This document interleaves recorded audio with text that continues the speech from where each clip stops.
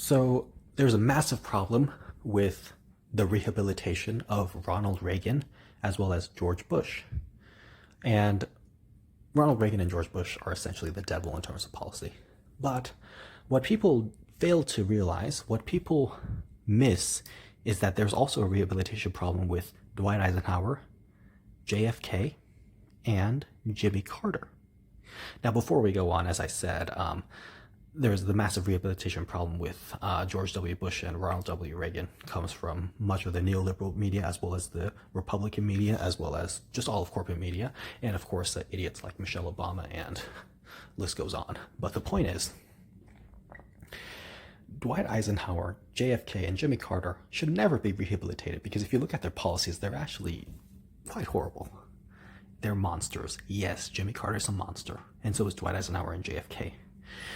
Now, Dwight Eisenhower, very first post-World War II president, he overthrew Prime Minister Mohammad Mossadegh of Iran.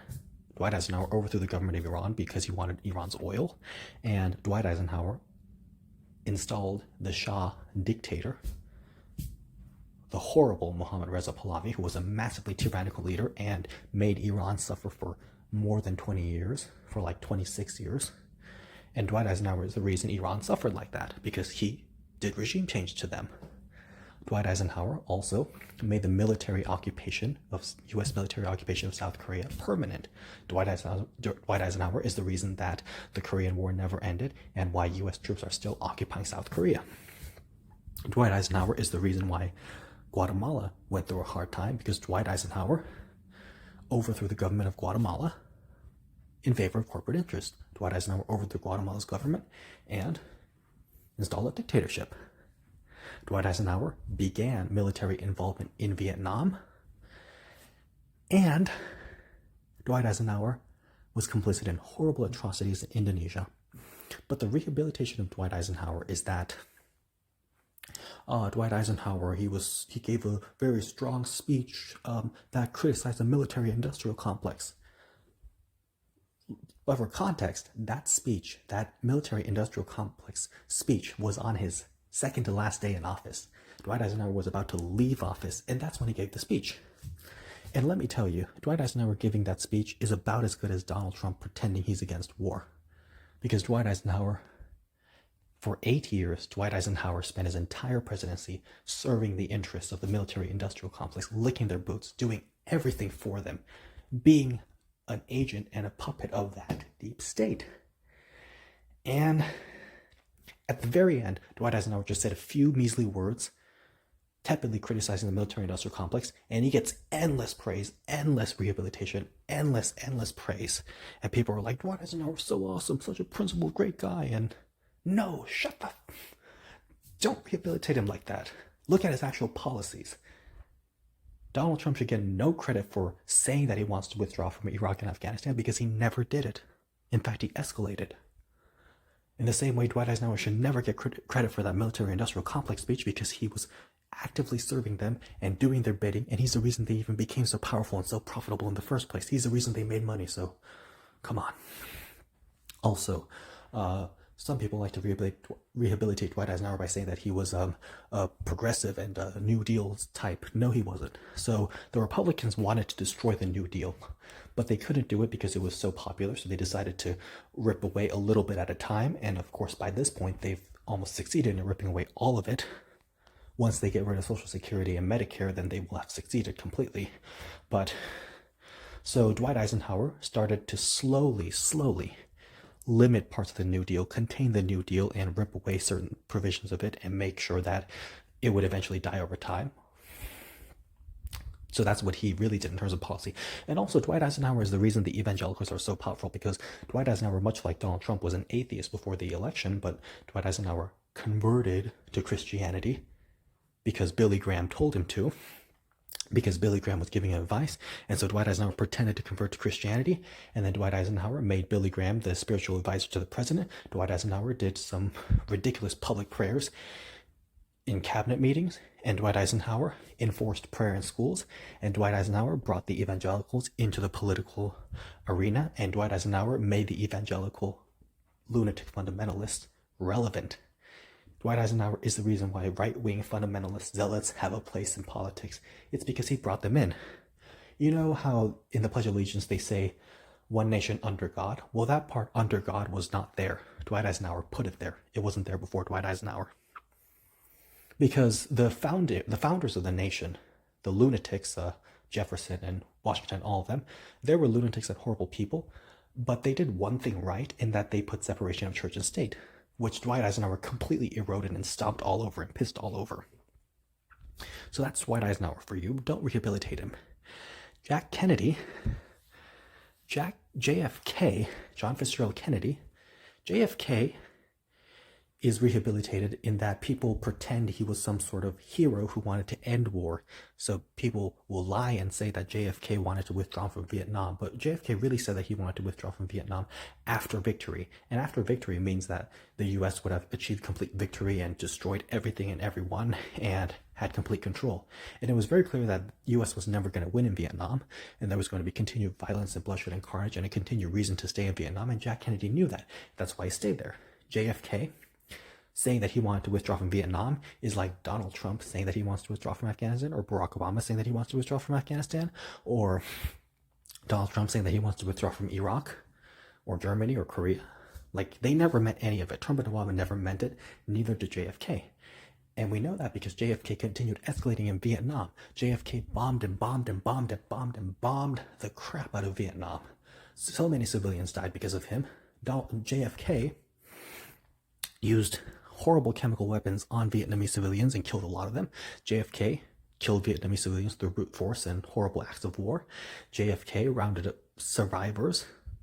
JFK rounded up Vietnamese civilians who survived, and he put them in concentration camps. JFK put Vietnamese civilians into concentration camps.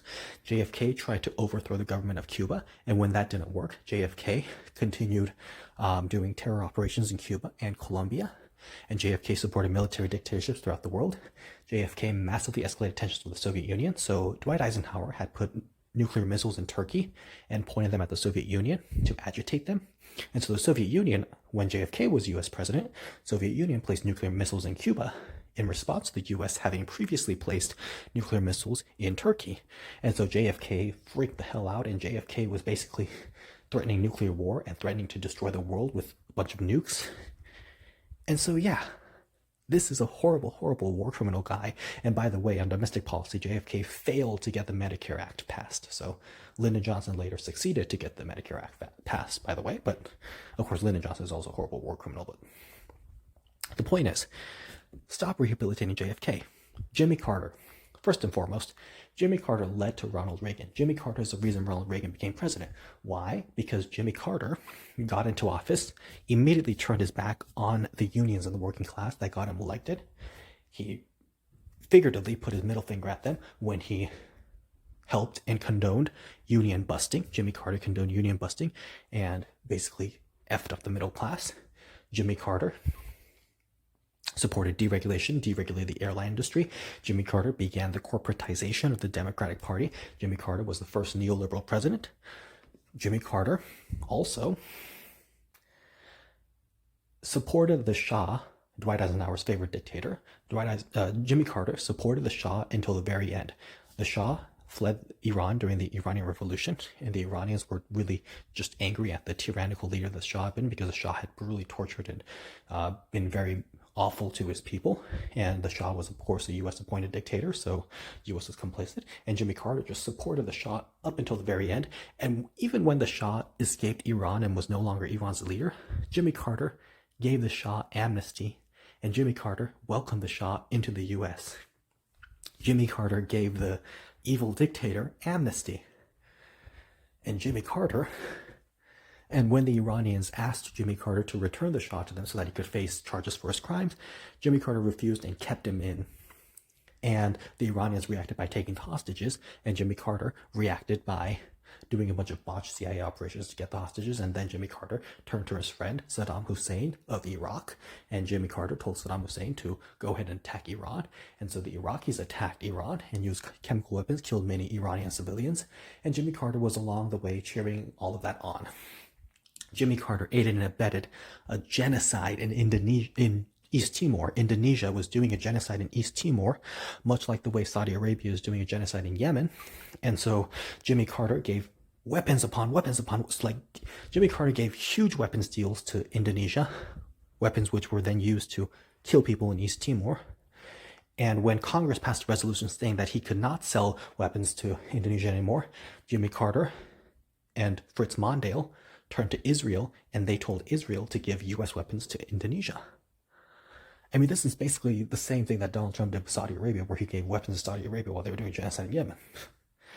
And Jimmy Carter gave a lot of money to Israel and helped Israel a lot while they were occupying Palestine and doing horrible things to Palestinians. So Jimmy Carter can pretend he cares about Palestinian rights now, but his actual policy as the president was just giving more and more money to Israel. Jimmy Carter also basically started the Mujahideen, in that Jimmy Carter funded and armed the Mujahideen because he wanted to overthrow the government of Afghanistan. And of course, the Mujahideen caused so much chaos that the Soviet Union intervened, and Jimmy Carter continued funding and arming the Mujahideen as a means to drive out the Soviet Union. And of course, Jimmy Carter lost his election horribly to Ronald Reagan because Jimmy Carter's entire base had abandoned him, much like the way President Biden's base is abandoning him, because he's not delivering for them. And when he is delivering, he's delivering on horrible things and actively making their life worse. So, yep. So Ronald Reagan, of course, continued funding and arming the Mujahideen as a means to get the Soviet Union out of Afghanistan. So Jimmy Carter and Ronald Reagan were complicit with the Mujahideen. And of course, people will point out the Ronald Reagan part, but they'll forget to point out the Jimmy Carter part. Now, which is ironic because Ronald Reagan also has a rehabilitation problem where people are rehabilitating him too. But the point is, Jimmy Carter. Oh, and the other excuse made for Jimmy Carter is that he's done so many good things after leaving office. And my point is that, who cares?